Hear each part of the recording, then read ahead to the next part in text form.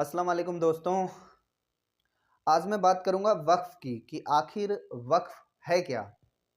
जी हाँ, आपने बिल्कुल सही सुना, वक्फ। जिसके पीछे की कहानी क्या है, इसके पीछे की मैं इस वीडियो में आपको पूरा का पूरा एक्सप्लेन करूंगा कि वक्फ क्या है, कैसे काम करता है, किस तरीके से है और इसकी कहानी क्या है, हिस्ट्री क्या है। जी, तो बात करता हूं मैं सबसे पहले कि वक्फ कब हुआ था और वक्फ है क्या। वक्फ एक उर्दू शब्द है जो कि इंग्लिश में हम समझ सकते हैं कि ट्रस्ट एज अ चैरिटेबल। वो सारी की सारी प्रॉपर्टी, वो सारी चीज़ें जो खुदा या अल्लाह के नाम पर एक बार किसी ने दान कर दी या एक बार उनके पास रजिस्टर्ड हो गई तो आप उनको दोबारा नहीं ले सकते हैं, वो प्रॉपर्टी जो है वक्फ के अंडर में आती हैं।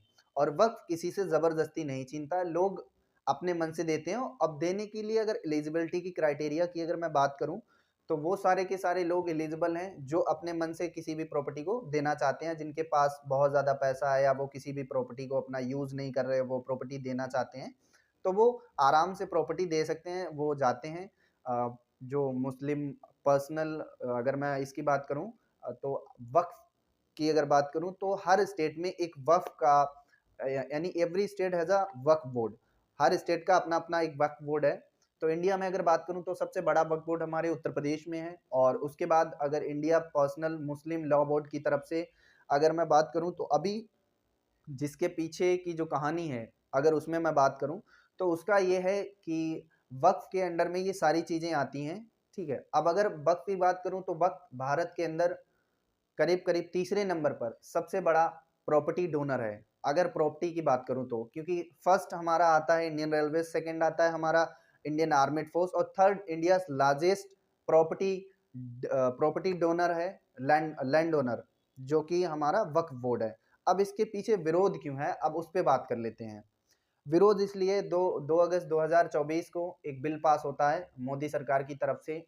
उसमें ये दावा किया जा रहा है कि हम अपनी तरफ से वो सारे के सारे कानून बदल देंगे जो अनौपचारिक तरीके से वक्फ को दिए गए हैं।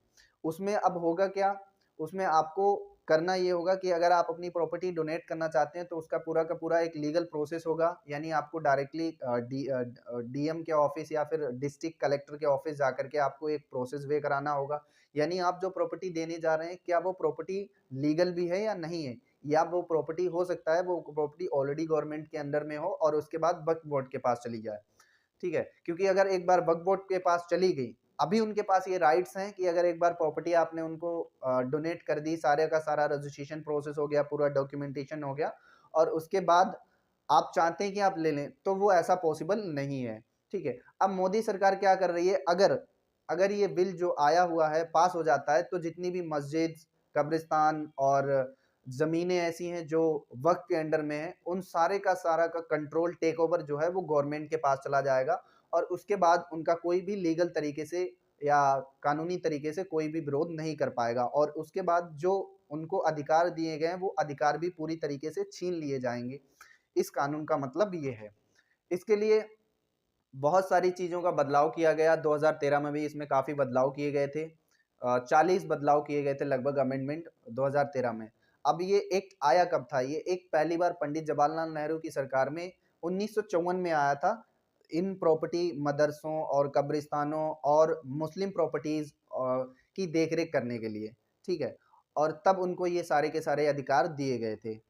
उसके बाद अगर मैं बात करूं तो अभी हाल फिलहाल में वक्त के पास कितनी प्रॉपर्टी हैं करंट में। तो अगर करंट में मैं वक्त की बात करूं तो लगभग लगभग इसके पास इम्पोबल प्रॉपर्टी हैं 3,56,031 प्रॉपर्टी हैं। और मोबल प्रॉपर्टीज़ की अगर बात करूं तो लगभग लगभग 16,371 कुछ प्रॉपर्टीज़ हैं। और अगर मैं डेटा कैलकुलेट करके आपको बताऊं तो लगभग लगभग इंडिया के अंदर लगभग लगभग हमारे भारत में वक्फ बोर्ड के पास 8,55,000 प्लस प्रॉपर्टीज ऐसी हैं जिनका जो प्रॉपर्टीज जो ये जो 8,55,000 प्रॉपर्टीज हैं, ये सारी प्रॉपर्टीज वक्फ बोर्ड के अंदर आती हैं। ठीक है, अगर ये बिल पास होता है तो ये सारी की सारी प्रॉपर्टी और ये सारा का सारा जो भी प्रोसेस है वो सारा का सारा गवर्नमेंट के पास चला जाएगा। जो कि all India Muslim personal law board ने इस पे एक क्यूआर कोड भी जारी किया हुआ है। क्योंकि अभी ये बिल पास नहीं हुआ है पार्लियामेंट में, इसके ऊपर opposition leader AIIM Asaduddin Owaisi ने इसके ऊपर काफ़ी सारी विरोध किया है इसका कि हम ये बिल पास नहीं होने देंगे या हम ये बिल पास नहीं करने देंगे। तो उसके लिए अभी ये जो फैसला है सुप्रीम कोर्ट तक चला गया है और अभी सुनवाई पेंडिंग है। आने वाले 2 से 3 दिन में इसकी सुनवाई हो जाएगी, जो भी फैसला होगा गवर्नमेंट का। और उन्होंने जो all India Muslim personal law board है, उन्होंने एक इस पर एक क्यूआर कोड जारी किया है, ताकि आप उस क्यूआर कोड को स्कैन करके अपनी राय, अपना फीडबैक उन तक पहुंचा सकते हैं, सो दैट कि गवर्नमेंट को डिसीजन लेने में आसानी हो सके कि उनको क्या करना चाहिए।